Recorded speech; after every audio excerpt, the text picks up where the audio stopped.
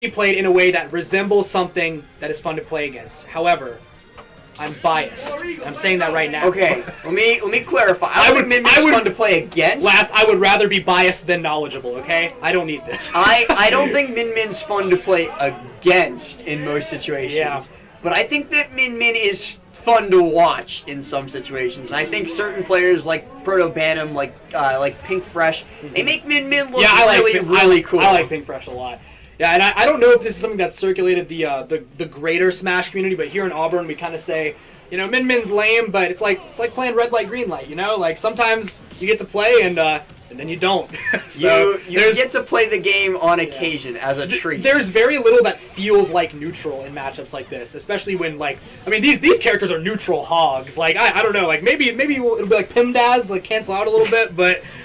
So the thing about this matchup is that Min Min's hardest matchups, all of them, are against rushdown characters. Yep. Her worst matchup in the whole game is against Sheik. She's also not great against Pyra and Mythra, but maybe making me eat my words a little bit there. Yeah, finding that Dragon Laser on the... The biggest thing about this matchup is that when on stage, Mythra has the ability to rush down Min Min and not really give her the opportunity to do much, but her biggest weakness is, of course, her off-stage game, and Min Min excels at punishing characters with a bad off-stage game. This matchup is Rob Spacey's, straight up. Like, they're going to shit on you when you're on stage really hard, but the moment they go off stage, that's your opportunity, and if you miss it, most of the time you're going to lose. It's turn-based shitting.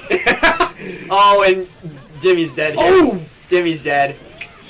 I mean, even a miss input coming out from Xerzal there. I don't know if you saw that, but as he landed that down smash, he was looking to go for the chakram, but actually jabbed in front of him, but even still had time to just turn around and do another chakram. Yeah, so. I mean that ram it hurts, especially off stage. Like, it's so fast. It comes out, especially against characters, like I said, with lackluster recoveries. They don't have a chance. They don't have a chance to mix up their recovery because they don't have a chance to push a button because it's coming out at them so fast. And speaking of fast, Dimento at least manages to get that blazing edge off stage to get the stock, but 113% extra credit, well, that's nothing to sneeze at. Yeah, eliminating the potential of a 3-stock there, thankfully, and oh man, I mean, that's a pretty cool string, I guess, for a Mythra string.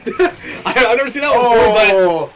Wow, okay, he does survive that. I mean, Megawatt side B to the face, it hurts a lot, but at least center stage, it looks stronger than it actually is. If you die it well, you don't die, but at 166, you do die. Yeah, getting launched the same direction as the way he's standing on, so yeah, not going to be surviving that one. You know, I don't have very much to say about that game. I feel like I was right in the beginning. That Min Min is lame, and Dimento did not play red light, green light proficiently enough. I think Dimento played the matchup poorly, and he got taken advantage of as a result. I don't think anything was lame about that. You're wrong. That's it. I'm going to be obstinate about this point. I'm very obstinate about this. I think he got outplayed. In that case, I'm being unobstinate. He lost, he got outplayed, and now he's doing the true combo, which is get cheesed and then play Rob. That's a true combo. You love to see it, dude. Eventually, this is the future of the Smash Ultimate meta. Everyone picks up Rob, and then everyone picks up like Mario to beat Rob, and then the cycle continues. 20XX, 21XX, 20RR. Everyone plays Rob now. The 20RR training. Tournaments are determined by who. Oh, see, there you go. I talked about you cheese and then you play Rob. Yep. Tournaments are now decided by who has the best Mario. Because everyone just Rob Dittos until a grands, and then the Mario comes out. Very funny. Oh, yeah, that was, I mean, catching the tether recovery there with that Robo Lariat.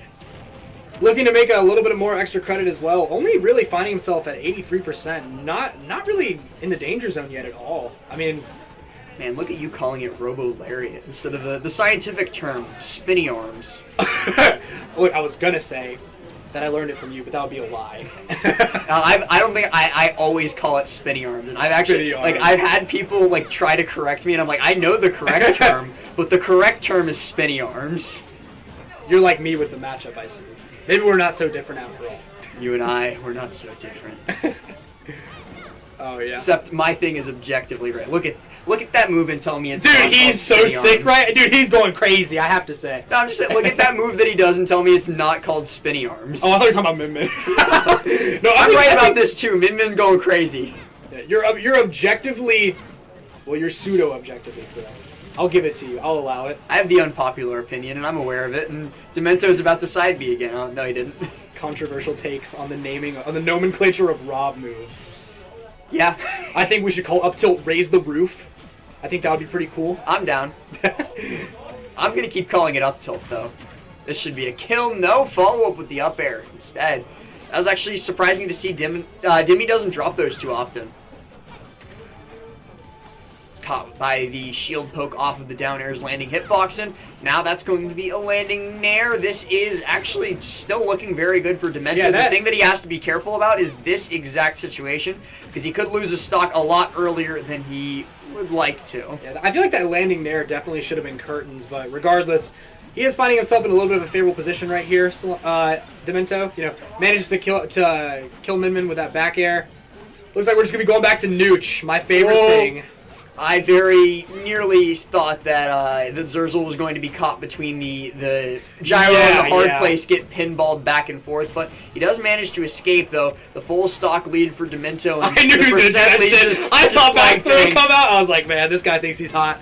I thought he was going to full hop before the side B, and it actually would have hit if he did full hop first. Yeah. Mm-hmm. I guess he just expected for Xerzal to go for a fast fall.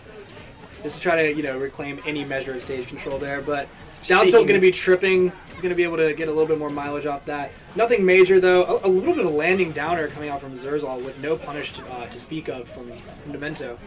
I was just going to say, speaking of stage control, the one thing that we haven't really talked about yet in this matchup is that Rob has a really strong tool to take stage control away from Min, and Dimmy hasn't really been using it all that much. He hasn't been using the gyro to disrupt Min's neutral. Instead, Xerzal's very nearly brought this back, and I think Dimmy needs to be very, very careful about how he plays the next couple of seconds, because he could find himself losing this set just like that. Yeah, and this is a loser's top 8 qualifier, so there is a lot riding on the stock. That. Oh, I've seen Xerzal steal so many games away like that. Like that. But yeah, if it's not the up smash, well, it's gonna be the megawatt arm. I had literally just said that Dimmy needed to be very careful with how he played the next couple of seconds, and well, it came to pass. Xerzal managed to get not